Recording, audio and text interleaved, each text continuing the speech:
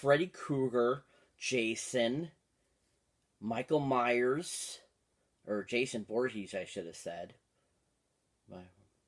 Then you got the Creeper from Jeepers Creepers, another mass murderer. You got Ed Gaines. You got Leatherface. You got lots of serial killers. Who's this other Leslie Vernon? Oh, hi guys! How's it going out there in YouTube land? Time for another awesome movie review, guys. So let's get right into this movie review and see what I saw. So, the other day, I had the chance of checking out this movie from 2006 that I really hadn't heard about. I've seen the cover for it. I've heard the name, but at the same time, I didn't really know much about the movie. But my girlfriend decided, she's like, we should put this in our queue and check it out because it's on one of those lists of crazy movies to see.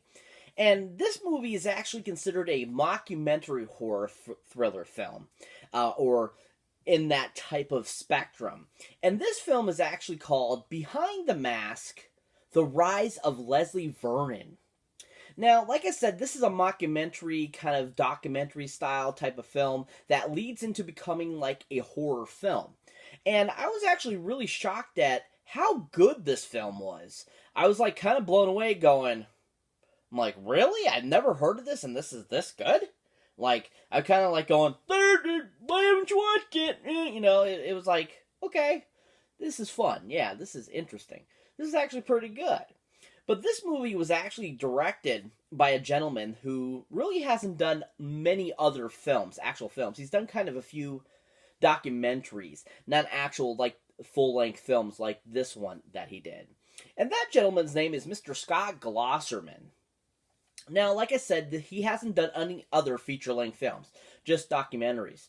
And a couple other documentaries that he's actually done were such documentaries as one called The Truth Below, which I believe is a documentary about like web surfing and kind of like everything that has to do with the web and so forth and stuff like that. It's definitely a different type of documentary. I have actually never seen it, but I heard that it's a very interesting documentary and that it's definitely different and along the same lines as being kind of like a mockumentary as well, version type of documentary. Another one that he actually ended up doing too as well was a documentary called Truth in Numbers, Everything About Wikipedia. Now this documentary is all about Wikipedia and like how it came to be, what was involved with creating it, all the information, all the different things that Wikipedia can do, what you can do to Wikipedia and stuff like that. It was definitely a different type of documentary. I haven't seen that one either, but I thought that the premise of it was kind of interesting to learn a little bit more about Wikipedia because Wikipedia is such a huge, thing to use. Everyone goes on it to look up, actors, directors, things about the movie, things about, people that they've heard about in the past, painters, etc., etc. And I thought that was kind of interesting that they made a documentary about Wikipedia. So I really never knew that they did that, but at the same time, I thought that was quite interesting. But with Behind the Mask, Scott Glosserman did an amazing job. I really enjoyed what he did with it. It was a really cool mockumentary. I really enjoyed how they did it. And even when it switched to becoming like a horror film, I thought that was very ingenious and different than anything I had seen before for its time. I definitely thought it was different and very amazing and very well directed by him. It was also written by him too, which I thought was really amazing too. And he came up with this whole concept on his own. And he thought that this would be a great idea to do, simply for the fact that he's done so many documentaries, that he thought it'd be an interesting idea to take it, like if basically serial killers, like in the movies, like Freddy, Jason, Michael Myers, etc., were real people, and people that were trying to become serial killers, and like show you what they are doing to prepare for it. And I thought that was just a kind of a fantastic idea. I've never seen anything like that before, and I thought that was really ingenious and really well done by Scott Glosserman. He did an amazing job with this film, made a real instant classic, and did a really good job with it.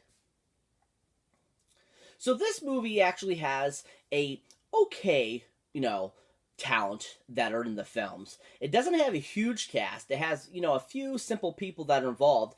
A couple that are, well known, others that really aren't. But still a really good ensemble cast that made the mockumentary slash film very decent and very good. Now, to start off this awesome cast is none other than the guy that plays Leslie Vernon in the film himself, Mr. Nathan Basil. Now, Nathan Basil actually doesn't have a ton of credits, hasn't done a ton of movies. He's done a couple other things here and there, mostly television. But one show that I thought was interesting that he was on that was considered a big success was the televised TV show Cold Case, which was a very big and popular show, which, had a huge, ensemble cast that came along with it that dealt with, cases that have since gone cold that they were trying to revive and solve and stuff like that. And I thought it was quite interesting that he actually had been part of that, which is kind of similar to him playing the serial killer in the film. So I thought that was quite interesting that he was involved with that. Another movie that he was in, actually, that was actually a full-length feature film, was a film called 20 Years After, which I believe is basically about zombies slash kind of like a nuclear fallout type of film. I don't know much about the film, but I do know that he was involved and he was like the main character in it, and that it's kind of like a post-apocalyptic like zombie type film, along the lines of Walking Dead, Night of the Living Dead, stuff like that, a lot of those types of films that have come out with in the recent, 20 years. But at the same time, I've heard that actually it was a pretty decent, like, made-for DVD type of film. It wasn't too bad. It was, like, a pretty much a instant classic among, a lot of the people, and that it was considered kind of a cult classic as well. And I was quite, I was laughing kind of at that because I'd never actually even heard of it. So I was, like, really surprised that it was, considered such a big, hit. But at the same time, there's so many movies out there, we can't keep track of them all. So I'm not surprised at the same time that I hadn't heard about it. But at the same time, I heard that it's decent and worthy of watching. So I might eventually check it out eventually. But in the awesome film Behind the Mask, Nathan did an amazing and awesome job playing this character. I absolutely loved his presence through the whole film. He was so, like, sinister. He was, like, so perfect at the role, and you really felt for him, and you really felt like, this is his job, this is what he's doing, this is his career, and, like, you're rooting for him, kind of.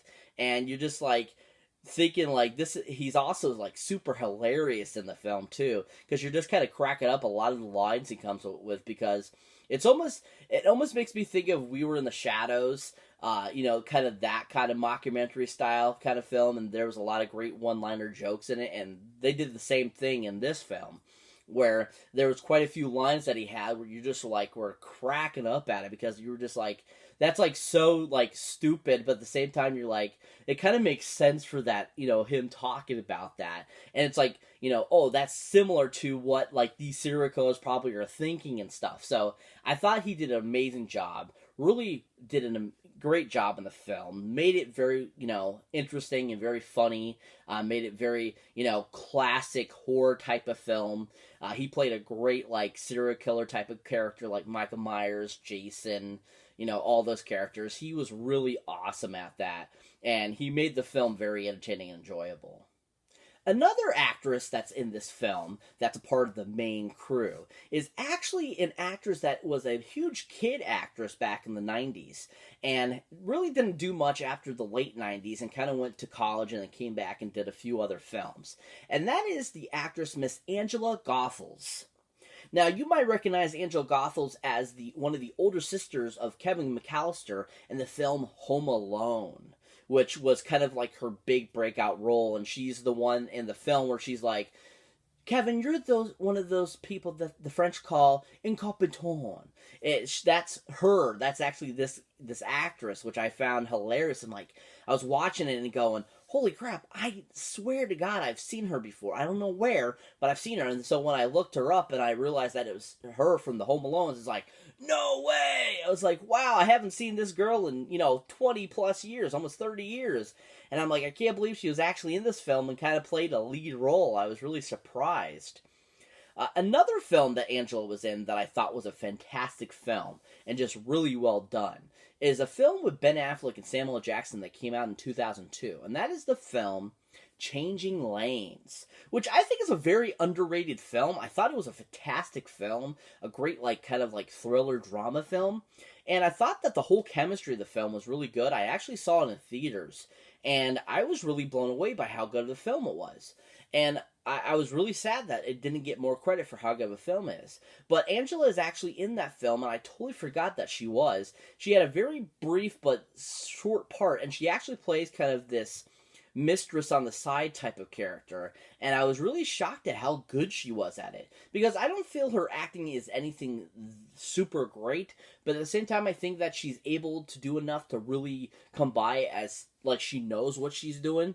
And so I thought she did a really fantastic job in that film, and made it very interesting, that role, and made the movie even more entertaining. But in Behind the Mask, I really liked her character, because she ends up playing basically the final girl type of character. And she was actually really intense throughout the whole film. And you could feel her, her emotions and her power in the film. And I thought she did a really good job at that. For being out of the spotlight for so long, I thought she really came back and gave us a really good, performance. And she did... I thought she was really great. She played really well with Nathan and everyone else involved in the film, and she portrayed it very realistically too, and I thought that was fantastic. Very much like a real documentary, and then very much like a great horror, slasher type film when it goes to the slasher type film part of the film. And I just thought she did a really good job. Really enjoyable, really hilarious, lots of great kind of falls and prats, some good one-liners. She did a really good job. I was really impressed with her in this film, and she made the film very enjoyable and entertaining as well. Now, the last person or character or actor that's in this film that really is a big name, and that is been seen in tons of horror films and just great films over the years, is none other than Freddy Krueger himself, Mr. Robert Englund. Now, of course, we all recognize Robert Englund as Freddy in a lot of the Freddy movies. We recognize him from a slew of other horror bit parts and other films that were just kind of mediocre kind of horror films as well.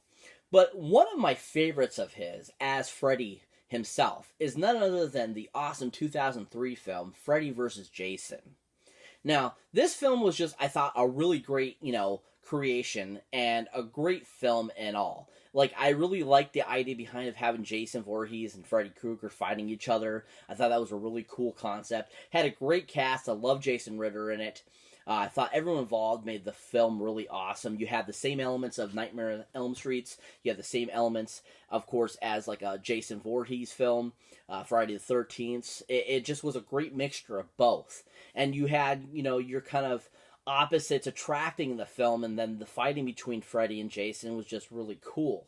And it just made a really great horror film, kind of comedy film, kind of slash binding of two characters together in the horror films, series that, a lot of people have wanted to see fight over the years. Who wouldn't want to see two, evil bad guys from, two franchises meet up and fight each other? That's what made this movie so great. And I really hope they eventually make, a sequel or something, because that was just a really fantastic film. And I thought Robert Englund did an amazing job playing Freddy in that film again, and bringing, Freddy again to the big screen and giving us a great, Freddy impersonation. Another great film that Robert Englund was in was an awesome horror series, too, as well, that had about 4 films to the series, I believe. I believe they came out with a 5th one. I'm not 100% sure, but I think they might have. But it's just a great, awesome, evil genie series. And that is the film Wishmaster. Now, Wishmaster was really intense and awesome, and Robert Englund's character in the film was really awesome. I really enjoyed it. Thought he played it to the T. I thought it was, a lot different than his Freddy character, and it showed that, he has another acting side and can be super comical and at the same time kind of serious. But at the same time, the Wishmaster movie is just an intense ride of a horror film, and just a really cool idea, because you really haven't heard of, you've heard of evil genies and stuff like that, like in Aladdin and so forth, but you never really got a movie where this evil genie, took your wishes and twisted them so badly that it would really backfire. And I thought that was really ingenious with the Wishmaster. I really enjoyed the series, and I thought that the original guy that played the Wishmaster himself, the evil genie, the Jenny, in the first three films was really awesome and intense. And he played that character to the T, and he was like so good at being an evil character. But at the same time, Robert Englund was just so awesome in the film. I thought this was one of his other best performances besides being Freddy Krueger, and I really enjoyed his acting in the film. But in Behind the Mask, he played your classic, like, Dr. Loomis character in this film, and I thought it was absolutely hilarious. It was nice seeing him play the good guy for a chance, and playing, like, this different type of character, and kind of playing, like, that, Donald Pleasance character a little bit in this film. It was very similar to Halloween. And I thought it was really awesome how he played it, and how he was, like, kind of evil, but at the same time very, like, heroic and just really cool. I really enjoyed him in it, and I thought he did a fantastic job and brought this film together and made it a really classic film. He just was super hilarious in it. I loved him in it, and he really brought the whole film together and made it as a whole, with the other two actors that were in the film, and the other actors and actresses that were part of it too, that just made the film really awesome. So to round out this cast, we have none other than Miss Poltergeist herself, Miss Zelda Rubinstein. Now, Zelda Rubinstein had a really nice short part in this film, but at the same time, it was so memorable and fun, and just, was a really great addition to the film. This was one of her last films she did before she passed away in 2010. But Zelda Rubinstein, of course, we all recognize from such films as the Poltergeist series, which was a fantastic series. I actually really enjoyed all three films. I thought all of them were really intense and good. I thought they were really fun. It was nice to see all three of them with the same little girl, too, as well, who unfortunately, shortly after that last Poltergeist, passed away as well. A lot of people have heard about this supposed Poltergeist, curse, because all these people pretty much have died from all the Poltergeist films. But at the same time, it's like, unfortunately, just accidents happen, you know what I mean? That's just what ended up happening. And I believe Zelda Rubinstein, she was one of the last ones to pass away from the series so far. And I mean, she lived a long life, though. I mean, she was almost 80 years old, so it wasn't like, it just, kind of like the other two, unfortunately, who passed away young. But at the same time, it's like, it's so funny to hear the Poltergeist curse and stuff like that. I always crack up at that. But I love Zelda in those films. I thought she was fantastic. That voice she had made it, like, so kind of creepy, but at the same time kind of interesting, and made you think, oh, is she like is she a little person? Is she, considered, that type of person? You're like, but at the same time, you're like, no, she's kind of a little taller than one. So it's like, you're kind of like I was kind of watching it going, like, what is she? Is she, she adult? Is she a young girl? Like, what is it? Did they age her? I wasn't sure, but I thought she was fantastic in those films. Another film that she was actually in that I was really surprised she was in, I totally forgot because I hadn't seen the movie in, like, forever. And that is the film 16 Candles. And she actually had a really short part in the film, but at the same time, it was a fun short part, and she really delivered. She was very good in it. It was very different than her Poltergeist character, and she made it very enjoyable and made the movie great. I mean, 16 Candles is just a fantastic film anyways, but at the same time, any additional characters that came into the film, besides the three main, they all made the film even more enjoyable. Harry Dean Stanton, as Zelda Rubinstein. They all did a really good job and made the film fun. And I really enjoyed her very short part in the film. And she made the movie very enjoyable and was just another great, portrayal by her in her illustrious acting career.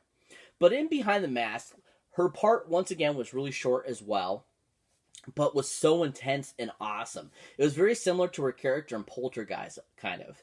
And how she played it was very good and just really fun to watch. And you're kind of like just watching her and listening to her voice and going, this is awesome! You're just like, wow, this is really fun. It was hilarious at the same time because it totally made me think of Poltergeist the whole time I'm watching it. And at the same time, though, she was, like, so, like, perfect. And it was, like, a perfect addition, a little cameo to the film, and made it really interesting and fun, and just really enjoyable, and made the cast even more great. and just a great whole of a film and all. So if you're not familiar with what Behind the Mask, The Rise of Leslie Vernon is about, basically the premise is a documentary crew is following around this gentleman who is a supposed rising serial killer. It's supposed to be set in if the world was real, if Freddy, Jason, Michael Myers, all those, fictional serial killers were actually real and real people that, did this as a living. Basically, it takes place in this world where this one documentary team is following this up-and-coming serial killer that's trying to be like the likes of them, and basically what he does to plan and, him taking his reality and making it a reality, basically, is what the whole film is about. And basically about his rise to fame and, basically becoming this Leslie Vernon. So, I mean, it's a really awesome concept, like I said. It was a really fantastic film. Definitely fun, very interesting, very intense at the same time. Lots of great one-liners in it. Lots of great filmmaking. Great acting by everyone involved. Really funny. If you haven't seen it, definitely check this out, people. It's totally worth it. Such an enjoyable film. Great horror mockumentary type of film. I can't wait to add it to my collection because it's just I thought it was so fantastic. I was really surprised at how good it was. Giant 10 golden movie boxes up on this one, guys. It's totally worth a watch. Definitely check it out, people. It's so good. If you haven't seen it, definitely add it to your list of things to watch because this is just fantastic. You'll love it. It's a huge cult film and just really fun and interesting and just really enjoyable. Definitely a great film. Definitely can't wait to watch it again. Super hilarious and enjoyable. So that's it for this movie review, guys. As always, thank you for watching. Thank you for liking. And also, thank you for subscribing. And if this is your first time here, or if you've been here before and you haven't subscribed yet, and you love my content, what are you waiting for? Hit that subscribe button so you don't miss one of these awesome videos I put up, or any of the awesome videos I put up. And as always, keep your eyes out for any older, newer videos you might not have seen mine yet. And as always, check out that awesome link down below about the awesome horror pack. Now, especially with this video, it's a horror film. What better way to keep up on your horror fun than to get an awesome subscription to the awesome horror pack, which is a subscription service that comes right to your door every month of awesome horror films. Now, you can either get this in DVD form or Blu-ray format. And also, each box comes with a limited edition you can't get anywhere else. So if you were to go look at some other store and try to find these films, you're not going to find them. So what better way to get something awesome and collectible to add to your collection than this awesome service for a low price? And also, if you are interested, or if you are going to sign up for it, let me know down in the comments so I can hook you up with a discount on your first month. And also, people, check out the awesome Stardust app. Now, if you don't already have it, go to either the Google Play Store or to the Apple Store. Download it and check out awesome 3 to 30 second little mini reviews of awesome movies that have recently come out, or any movie that you might be interested in seeing. And also, if you do go on there and check it out, look me up and follow me on there too as well. It's under Cyberneticshark as well. And always, I'll check you in the next one.